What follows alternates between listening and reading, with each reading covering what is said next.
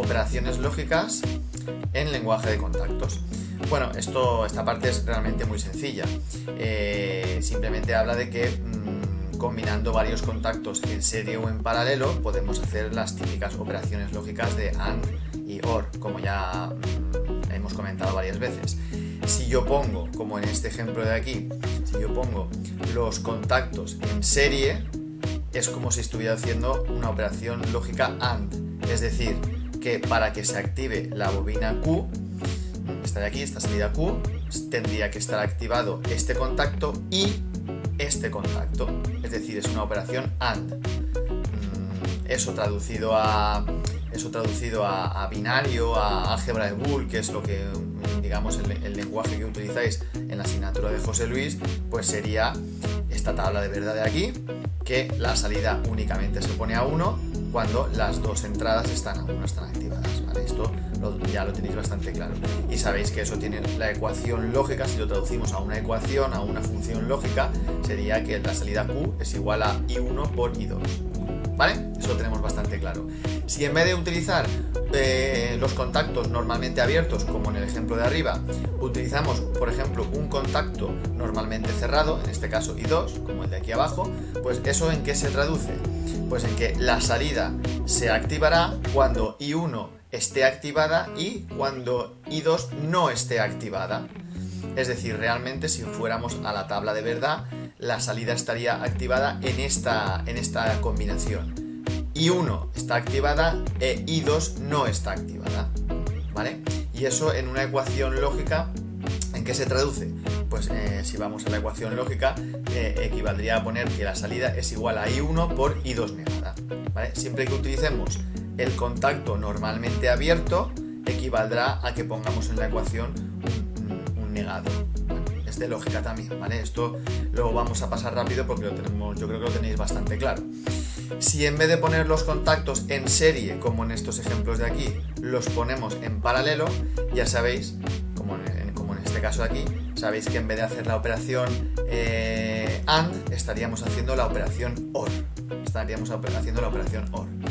Es decir, si yo pongo estos dos contactos en paralelo, entonces lo que ocurrirá es que la salida se activará cuando bien esté este contacto encendido o bien este contacto encendido, ¿vale? Uno de los dos o los dos.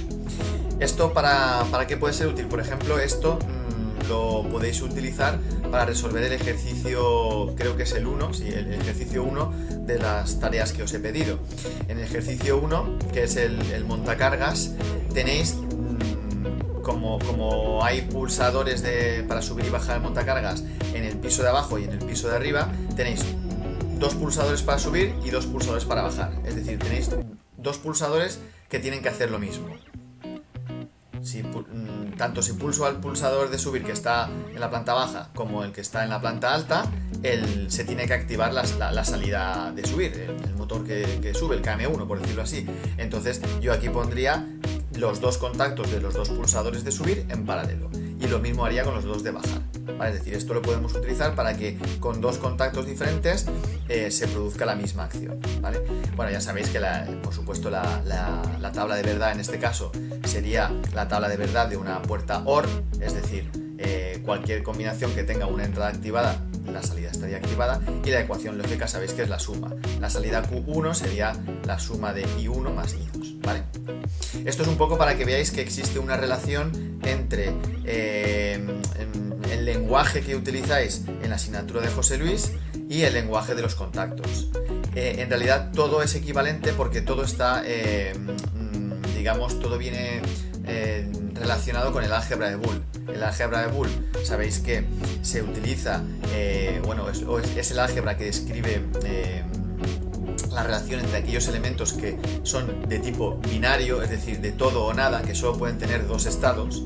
Y ahí entra tanto las puertas lógicas, porque las puertas lógicas solo pueden estar a 0 y 1, y también entran los contactos. Los contactos solo pueden estar abiertos o cerrados. Es decir, los contactos y las puertas lógicas son dos elementos diferentes, pero que permiten expresarse mediante el álgebra de Boole, porque son elementos de todo o nada, que solo tienen dos estados. En el caso de los contactos, abierto o cerrado; en el caso de las puertas lógicas, 0 y 1. Bueno, seguimos. Tenemos otro elemento del lenguaje del ladder, del lenguaje de contactos, que es la negación, la not, ¿vale? Lo que equivaldría a la puerta not en el álgebra de Boole. Esto es una puerta en sí, o sea, un contacto en sí. Es decir, existe un contacto en el lenguaje ladder que viene así, puesto como not. ¿Y qué es lo que hace? Lo que hace es invertir lo que tenemos a la entrada. Es decir, en este caso, ¿cuándo se va a activar, en este ejemplo, cuándo se va a activar la salida Q? Pues se va a activar en el caso cuando, o mejor dicho, cuando no se va a activar la salida. Cuando I1 e I2 estén activadas. En ese momento no se activará. En los otros demás casos sí se activará. ¿Vale? Es decir, lo que hace es negar lo que viene de antes. Eso, traducido a una tabla de verdad, ¿cómo sería? Pues fijaos, la combinación 1-1, es decir, que estos dos contactos estén cerrados, me daría un 0 a la salida, es decir, la bobina no estaría activada. En cambio, cualquier otra combinación de los contactos me daría un 1 a la salida. ¿Y eso a qué equivale en ecuación lógica? Fijaos, ecuación lógica equivale a negar, pero negar la salida. Fijaos cómo aquí lo que estamos negando es el conjunto de la multiplicación. Estamos negando la salida. ¿Vale? Es muy diferente a utilizar un contacto. Es muy diferente a utilizar un contacto normalmente cerrado. Cuando utilizamos un contacto normalmente cerrado, lo que ocurre es que se niega esa entrada, como veis en la ecuación, ¿vale? En cambio, si utilizamos un contacto not a la salida, lo que hacemos es negar la salida. Negamos la salida. Es decir, negamos todo. Lo negamos todo. Por tanto, esto equivaldría, por ejemplo, a una puerta NAND, ¿vale? Todo este conjunto equivaldría a una puerta NAND. ¿Vale? Un ejemplo de uso os voy a poner ahora un ejemplo de uso de este contacto NOT, para que veáis un ejemplo muy sencillo. ¿Vale? Vamos a imaginarnos que queremos controlar un parking. Concretamente queremos controlar unas luces de un parking, el semáforo que indica si está lleno o si está vacío, ¿vale? O si hay plazas libres. Esto además es una de las prácticas que haremos, más completa, pero una parte de la práctica tendrá esto. ¿Vale? Imaginaos, voy a ir aquí a portal para que lo veáis. Voy a tener un sensor que me va a detectar los coches que entran y un sensor que me va a detectar los coches que salen. ¿Vale? Entonces, para eso me voy a crear unas variables. Voy a poner sensor entrada, por ejemplo. Y para poder simularlo lo voy a poner en la dirección. Sabéis que tendría que ir a una I porque es una entrada, pero lo voy a poner a una M para poder simularlo. Y voy a poner otro sensor de salida para detectar los coches que salen. Y esto lo voy a poner en la... Y ahora voy a poner dos luces. Una luz roja para indicar que está lleno. Luz roja, que sería lleno. Y la voy a poner una salida, Q. La Q0.0, por ejemplo. Y una luz verde para indicar que hay plazas disponibles. Y la voy a poner en la Q0.1. Esas son las que voy a utilizar. Muy bien. Y quiero hacer un programa que conforme me vayan entrando coches, me los vaya contando, y cuando el parking esté lleno, vamos a suponer, para que la simulación sea muy sencilla, vamos a suponer que tiene 5 plazas, ¿vale? Sería un poco ridículo un parking con 5 plazas, pero para que la simulación sea más rápida, 5 plazas. Cuando las 5 estén llenas, que se encienda la luz roja, pero si no hemos llegado a las 5, que se mantenga la luz verde. Vale, vamos a resolver esto. Vamos al bloque de programa y básicamente lo que tengo que utilizar es un contador, pero similar al que utilicé en el vídeo del otro día, pero en este caso tiene que ser un contador ascendente-descendente, porque cada vez que entra un coche tendría que sumar 1 y cada vez que sale un coche tendría que restar 1. Entonces voy a ir al apartado de contadores y fijaos que tengo el CT... Ay, ya me está molestando esto. Tengo el CT... Un segundo. Vale. Ya lo tengo resuelto. Tengo el CTU ascendente, CTD descendente y UD ascendente-descendente. Ese es el que voy a utilizar. Vale. Este no os lo mostré el otro día, pero no tiene ningún misterio. Es igual que el que vimos, solo que tiene CU, que es la entrada para contar hacia adelante, y CD, que es la entrada para contar hacia atrás, ¿vale? Aquí vamos a poner el PV, vamos a poner el número de cuentas, que sería 5, que es el número de plazas que tendría el parking. En el contador ascendente voy a poner un sensor, que sería el sensor de entrada, ¿vale? Para que cada vez que entra un coche me cuente una cuenta. Y en el descendente, o sea, en el contador descendente voy a poner el sensor de salida. Sensor salida. Para que cada vez que salga un coche me descuente una cuenta. Y bueno, el reset, evidentemente tendría que poner alguna manera de resetear el contador, pero como voy a hacer solo una prueba muy rápida para que veáis el uso del contacto NOT, no lo voy a poner, ¿vale? Y entonces ahora, aquí tenemos en QU, es la salida que se activará cuando el contador haya alcanzado las 5 cuentas. Esta que pone QD es una salida que se activaría cuando el contador haya vuelto hacia atrás hasta 0. Esa no la voy a gastar. ¿Qué tengo que hacer cuando el contador haya llegado a las 5 cuentas? Encender la luz roja, ¿vale? Por lo tanto, aquí pondríamos luz roja. Fijaos que no voy a poner una bobina de set, voy a poner una bobina normal. ¿Por qué? Porque ¿cuándo se tiene que activar? Cuando la salida esté en 5. Pero cuando la salida vuelva, por ejemplo, imaginaos que sale un coche y el contador se vuelve a poner en 4 cuentas, esto se tendría que apagar. La luz roja se tendría que apagar. Entonces, si yo tengo si lo he activado con una bobina de set, no se apagará. Entonces la voy a poner con una bobina normal. Vale, y ahora la pregunta sería, ¿y cómo voy a poner la verde, la luz verde? La luz verde tiene que encenderse cuando el número de cuentas esté entre 0 y 4. Eso es un poco más complicado de hacer. Se puede hacer, como veremos más adelante. Pero hay una manera mucho más sencilla de hacerla. Fijaos, la luz roja y la luz verde son complementarias. Es decir, cuando esté la verde, no puede estar la roja. Y cuando esté la roja, no puede estar la verde. ¿Vale? La roja significa lleno y la verde significa que el parking tiene plazas. Y las dos son complementarias. Es decir, una es la negada de la otra.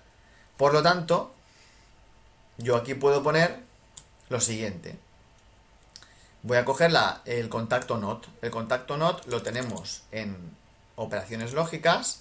Fijaos que tengo el contacto normal, el contacto cerrado y el contacto NOT. Lo voy a poner aquí. Y a continuación ya voy a poner la bobina de luz verde. Luz verde. Fijaos que esto tiene sentido. Cuando el contador esté, por ejemplo, en 1, en 2, en 3, su salida será 0. Esta salida QU será 0. Ese 0 alimentará la luz roja, es decir, la luz roja estará apagada. Pero pasará por la puerta NOT, dará un 1 y alimentará la luz verde, es decir, el verde estará encendido. Cuando lleguemos a las 5 cuentas, la salida QU, se pondrá a 1. Al ponerse a 1, alimentará la luz roja, se encenderá la luz roja, y ese 1, al pasar por el contacto NOT, pasará a 0 y apagará el verde. Pues esto en principio debería funcionar. Vamos a simularlo, ¿vale? Voy a iniciar todo el proceso, para un momento el vídeo y inicio el proceso de simulación.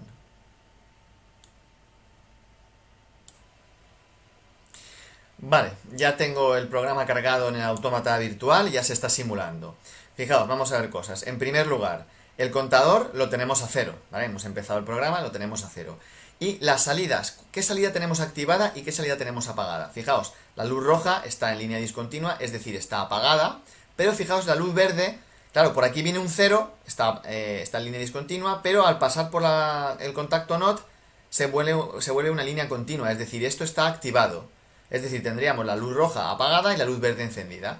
Funciona bien porque el parking está vacío. Vamos a ir metiendo coches en el parking. Para eso fuerzo el sensor de entrada a 1. Fijaos como el contador se ha puesto a 1. Y lo vuelvo a forzar a 0 para que deje de detectar el coche. Van entrando coches. Pasa el 2. ¿Vale? Ya estamos con el 2. Van entrando coches. El 3. Fijaos que si en algún momento saliera algún coche, el contador descuenta. Vamos a simular que sale un coche. Voy al sensor de salida y vamos a forzar a 1 fijaos cómo ha pasado otra vez la cuenta a 2, ¿vale? Es decir, ha descontado 1. Vale, voy a ir siguiendo metiendo coches. Forzar a 1 se pone en 3. Forzar a 1 se pone en 4. Y fijaos, estamos con 4 coches, pero la situación no ha cambiado. Es decir, la luz roja sigue apagada y la luz verde sigue encendida. En el quinto coche es donde la situación va a cambiar. ¿Vale? Al forzar a 1, fijaos cómo ha cambiado. La salida QU se ha activado, ¿vale? Porque hemos llegado a las 5 cuentas, que es las que yo tenía programadas aquí. La salida se ha activado la luz roja, y ahora al pasar ese 1 que está activado por aquí, por el contacto NOT, desactiva la luz verde. Es decir, ahora tendríamos el semáforo rojo encendido y el semáforo verde apagado. Si en cualquier momento sale un coche, fijaos lo que pasa ahora. Ahora le doy al sensor de salida, lo fuerzo a 1, ha vuelto a cambiar la situación. ¿Vale? Ha vuelto a cambiar la situación porque ahora tenemos un 4 en el contador. Otra vez la luz roja se ha apagado y la luz verde se ha encendido. ¿Vale?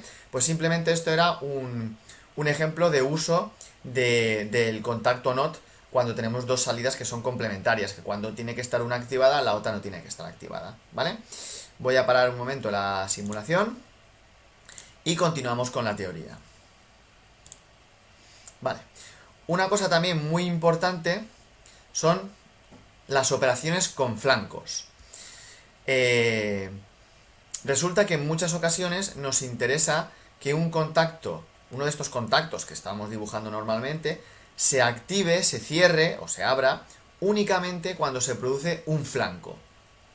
Ese flanco puede ser tanto ascendente como descendente, ¿vale? O sea, puedo elegir si es flanco ascendente o flanco descendente.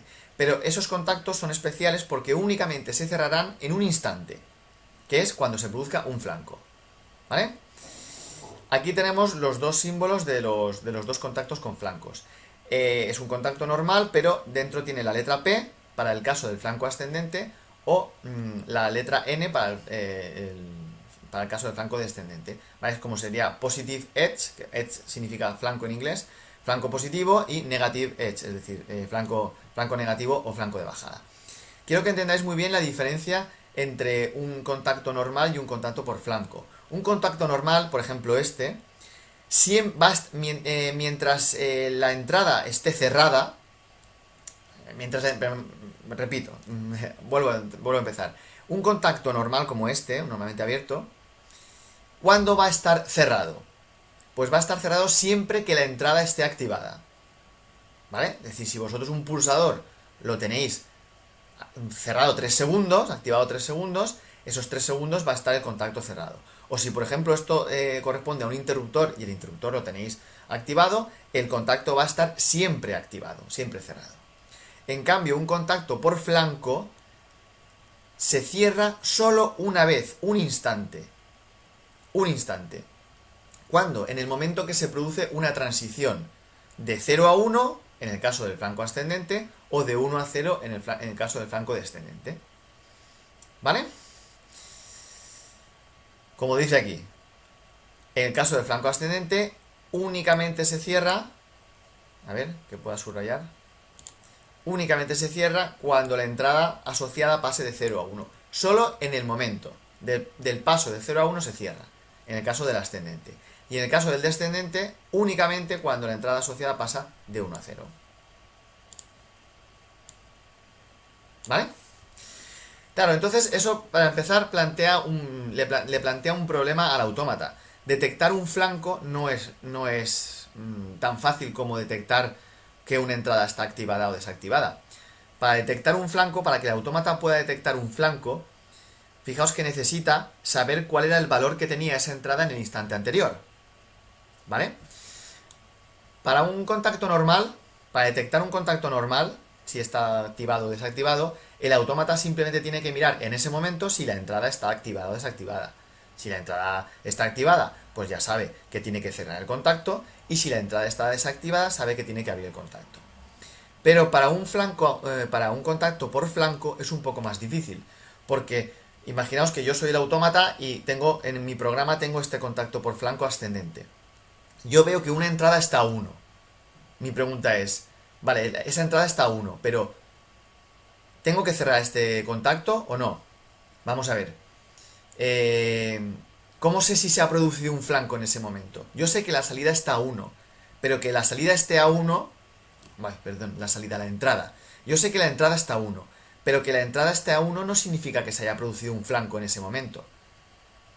Para que se haya producido un flanco en ese momento, tiene que ser que la entrada esté a 1 y que en el instante anterior la entrada estuviera a 0. Entonces, ¿cómo sabe el autómata que en el instante anterior la entrada estaba a 0?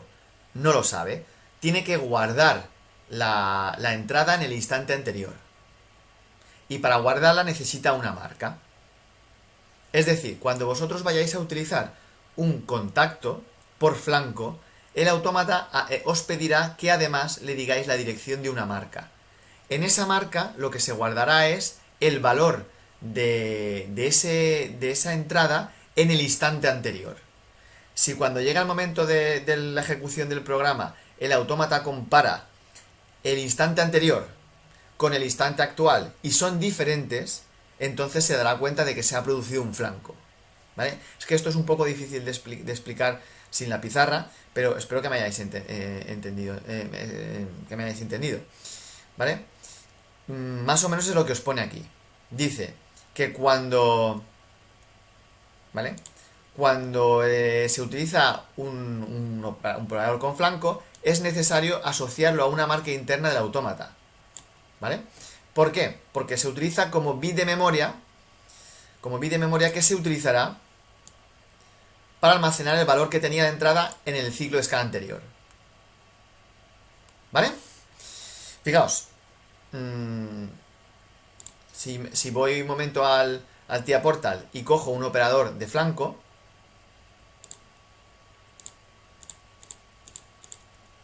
vale, aquí no me sale, aquí. Cojo un operador de flanco, por ejemplo, de flanco positivo, y lo pongo. Fijaos que me salen dos interrogantes, uno arriba y uno abajo. El de arriba es para ponerle la entrada que yo quiera poner, por ejemplo, lo que sea, el sensor de entrada. ¿Vale? Sensor de entrada. Pero abajo, ¿para qué es? Para que yo ponga una marca. Es una marca interna. Esta puedo poner la que me dé la gana. M50.0. ¿Vale? ¿Qué es lo que hará el autómata? El autómata se guardará siempre el valor que tenía esa entrada en el momento anterior. ¿Vale? El momento anterior. Por ejemplo, hace un ciclo de scan y se guarda que esta entrada vale 0. En el siguiente ciclo de scan la entrada sigue valiendo 0, pues guarda aquí un 0. En el siguiente ciclo de scan la entrada sigue valiendo 0, pues guarda aquí un 0. En el siguiente ciclo de scan la entrada vale 1. Y entonces él dice, ojo, he detectado un 1 en esta entrada. Pero antes, en el ciclo de scan anterior, yo tenía guardado que había un 0. Ojo, ha habido un cambio. Se ha producido un flanco. Y además el flanco es de subida, porque yo antes tenía guardado un 0 y ahora estoy leyendo un 1 en la entrada física. Con lo cual se ha producido un flanco de subida. Es el momento de cerrar este contacto. ¿De acuerdo? Simplemente que tengáis claro eso, que los contactos por flanco requieren el uso de una marca interna para guardar el valor anterior. Bien, pues ya está, ese es el uso. Vamos a ver un ejemplo de utilidad de esos contactos por flanco. Fijaos, son muy interesantes usarlos en algunos casos. Vamos a ver la teoría porque en la teoría tenéis un ejemplo de uso. Fijaos, es el control de una barrera de aparcamiento. ¿Vale? Imaginaos que queremos automatizar una barrera de entrada a un aparcamiento, como el ejemplo este. Tendríamos un pulsador, ¿vale? Un pulsador para que se abra la barrera. Esta barrera estaría controlada por un motor trifásico que haríamos una inversión de sentido de giro, ¿vale? Un sentido de giro para subir la barrera y otro sentido de giro para bajar la barrera. Y después tendríamos, lógicamente, dos finales de carrera, un final de carrera arriba y otro final de carrera abajo, para que la barrera se pare cuando llegue a un tope de arriba y cuando llegue a un tope de abajo. Vale, hasta ahí está claro. Muy bien, y luego tendríamos un sensor, el típico sensor de lazo inductivo que ya hemos hablado en alguna ocasión, que detecta cuando el coche ha terminado de pasar. Vale. Pero claro, esto se utiliza, este sensor, para que cuando el coche ha terminado de pasar, la barrera empiece a bajar. El problema es que si... bueno, vamos a ver una cosa. ¿Cómo resolveríamos este ejercicio? O sea, yo lo que quiero es que cuando pulse el pulsador, la barrera suba hasta que toque el final de carrera de arriba. Y cuando el sensor me detecta el coche, la barrera baja hasta que detecta el final de carrera de abajo. O sea, el ejercicio es muy sencillo. Y lo tenéis resuelto aquí. Fijaos, es muy sencillo. Yo tengo una entrada con el pulsador. Cuando el pulsador se acciona, se hace un set a una salida, que sería para abrir el motor. ¿Vale? Cuando el final de carrera de arriba, que sería otra entrada, me detecta, ¿vale? Quiere decir que la barrera ha llegado al tope, se hace un reset de esa misma salida para que el motor se pare. ¿Vale? Ya tengo solucionado la parte de subir la barrera. Y ahora, para bajar la barrera, fijaos que he puesto un contacto. He puesto un contacto con un flanco de bajada. Imaginaos que fuera un contacto normal, ¿vale? Imaginaos que este contacto no fuera por flanco de bajada, fuera por un contacto normal. Vale, yo lo tengo con un contacto normal y lo que hago es que cuando el sensor me detecta, entonces se hace un set de Q0.1 que lo que hace es que empieza a cerrar la barrera. Sería simplemente el mismo motor que invierte el sentido de giro y gira en sentido contrario. Y cuando el final de carrera de cerrar lo detecta, se hace un reset del motor. Vale. Si esto fuera un contacto normal, ¿qué ocurriría? Que empezaría a cerrar la barrera nada más que el sensor detectara. Es decir, el coche empieza a cruzar la barrera y en cuanto el sensor me detecta, entonces la barrera baja. Evidentemente, pillo al coche. La barrera va a chafar al coche, lo cual sería un error. Alguien me podría decir, hombre, eso se puede solucionar poniendo, en vez del sensor aquí, lo pongo más adelante, lo instalo 3 metros para allá. Vale, entonces hasta que el coche no lo detecte, no cierra la barrera. Y ya cuando lo haya detectado, el coche ya estará lejos y cierra la barrera. Muy bien. Pero, ¿y si en vez de ser un coche es un autobús, qué? Si en vez de ser un coche que no es un autobús, ¿qué? ¿Lo tengo que poner 10 metros? ¿Lo tengo que poner aquí? Claro, pero si lo pongo aquí y pasa un coche, en vez de un autobús, va a dejar la barrera abierta mucho tiempo, de forma que van a poder entrar 3 coches seguidos. La solución no es poner el sensor más lejos. La solución es poner el sensor muy cerca, pero decirle al programa que cierre la barrera no cuando detecta, sino cuando haya dejado de detectar. Es decir, que primero haya detectado y después haya dejado de detectar. Eso significa que se haya producido un flanco de bajada en el sensor. Primero el sensor detecta y después deja de detectar cuando ya ha pasado el coche. En el momento en que el coche ha pasado por completo es cuando se producirá un flanco de bajada. Entonces, ¿cómo resuelvo el ejercicio? Exactamente igual que hemos hecho antes, pero poniendo un flanco de bajada en el contacto este. Como veis, pongo el flanco de bajada, tiene que tener la entrada correspondiente al sensor y aparte una marca interna para lo que os he explicado antes, para guardar en la memoria qué valor tenía esa entrada en el momento anterior para poder compararlo con el momento actual y detectar que se ha producido un flanco. ¿Vale?